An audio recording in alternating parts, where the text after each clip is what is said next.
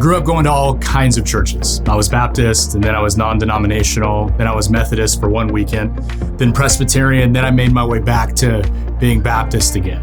And none of the churches were the same size. Some were big, some were small, some had modern music, others had classic hymns. Some were in big, fancy, modern buildings. Others were in more traditional looking buildings. But very few of any of those things really mattered to me when it came to Sunday mornings. To me, the thing that mattered most, and I believe the thing that matters most to a lot of people, isn't about how cool your stage looks. It's about how well you do what it is that you do.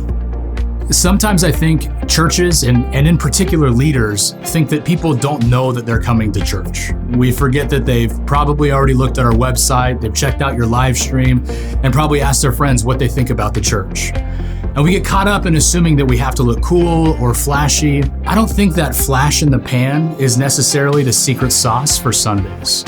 Colossians 3 tells us, whatever you do, work heartily as for the Lord and not for men.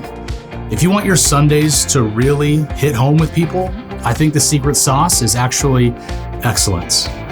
Throughout Scripture, we're encouraged to give God our best. In the book of Psalms, King David tells the musicians to use their highest skill when playing sacred music.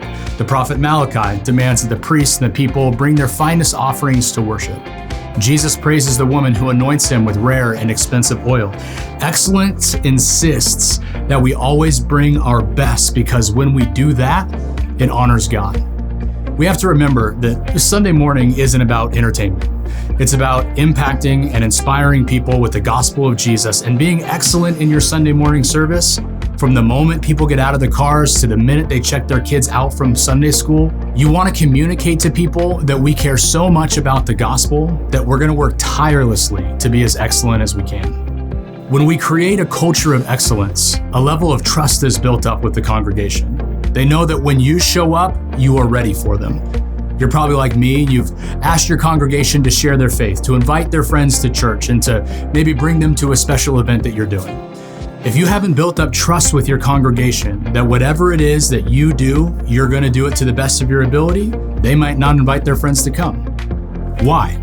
Because it's their reputation at stake with them, not yours. Have you held up your end of the deal by providing a Sunday morning service that is well thought out, that's clean, that's welcoming, that's safe?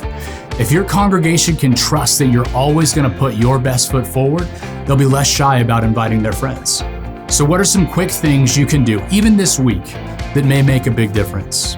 Start with a quick walkthrough of your lobby. Try to just look at it with fresh eyes. What clutter has accumulated that doesn't absolutely have to be there? I attended a church where they would hang their choir robes in one of the main entrances to the church. As an outsider to the church, it didn't make any sense to me. I wouldn't keep my coat closet open when I had company over. Why are there choir robes in the entryway?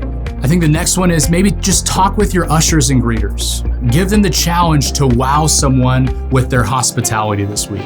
Not everyone, just challenge them to wow one person, preferably someone they don't know. How can they get a step beyond simply shaking their hand or opening the door? Do they have kids that can use a hand at check-in? Challenge them to walk with them to their seat and ask about their family or work or sports team. Meet with everyone who has something to do with the stage on Sunday morning as well, before the service, to talk through the order to ensure that everyone is on the same page. We do this every week. Sound guys, worship team, announcement person, if you have someone running your cameras, even your ushers and greeters. This will give you space to talk through transitions. Who's going to use what mic, any special circumstances you have going on like communion or baptisms or testimony. Getting everyone clarity on what to expect is a huge deal when it comes to excellence. And the number one pet peeve I have when it comes to churches not pursuing excellence is simply have your sound person check the batteries in the microphone every single Sunday and replace them at need be. And I get it. Church service, no one expects perfection, and things are going to happen that are simply unexpected. You aren't looking for perfect, you're looking for excellent. Because if we should work hard for anything in our lives, it should involve presenting a gospel presentation that is free of distractions that are largely due to our own complacency.